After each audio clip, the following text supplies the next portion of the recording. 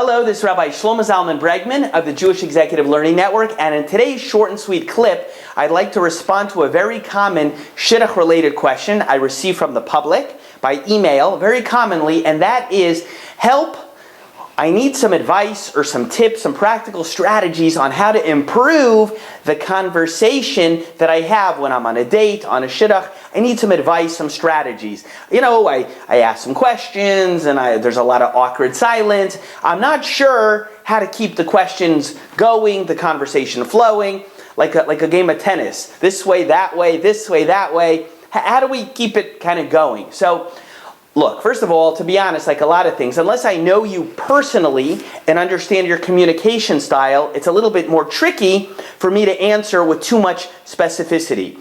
That being said, I'll share with you at least one strategy for now that can apply to almost everyone. And I know this from my experience as an attorney, as a lawyer, whether it's in court or in a deposition or time we're taking sworn testimony from someone.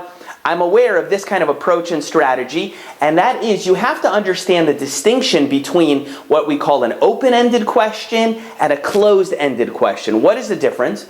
A closed-ended question is a question you present to somebody that has a finite number or set of possible responses.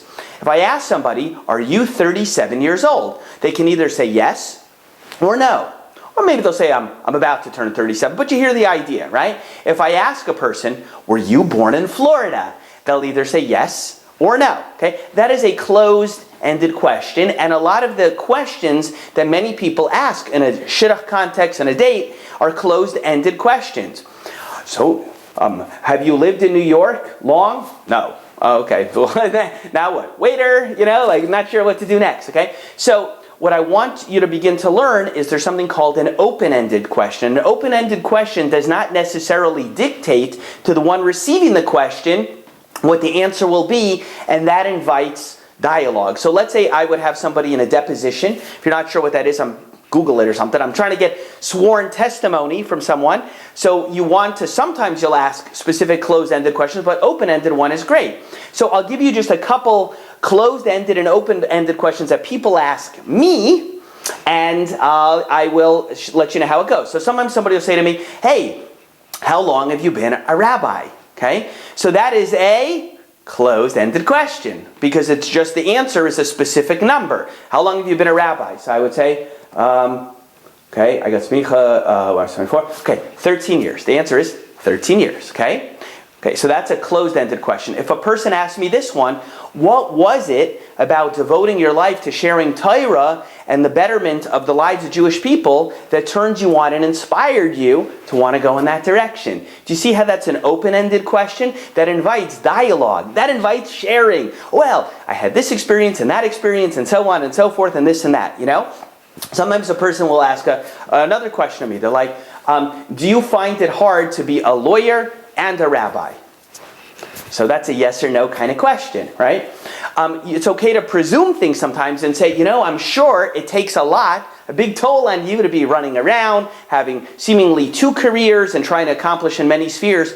What are some of the biggest challenges that you face trying to balance different kind of things, That is a question and so that invites, could I say it's balancing time? Is it family? Is it work? Is it ethics, right?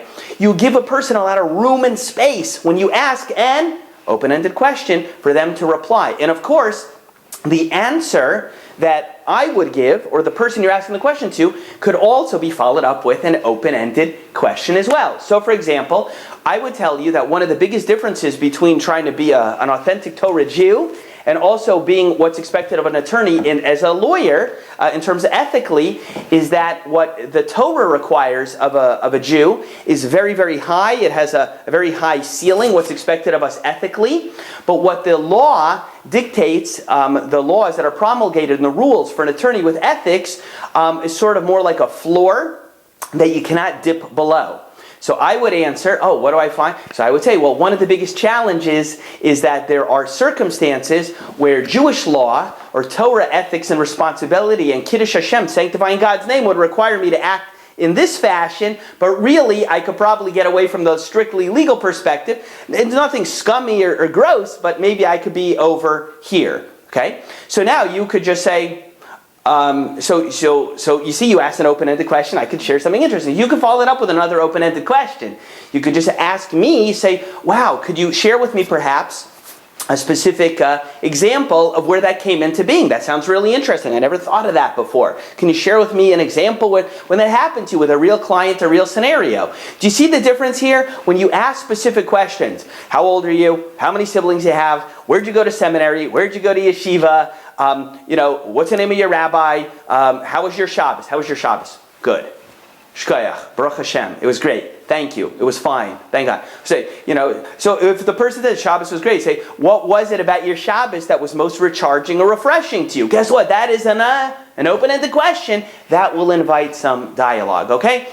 Much more to say on this topic. Hard to answer without knowing you and how you communicate specifically as an individual, but I think this is something that will help this Rabbi Shlomo Zalman Bregman of the Jewish Executive Learning Network. Feel free to reach out to me directly, director@jeln.org. Subscribe to my YouTube channel, connect with us on Torah anytime, and we'll see you the next time.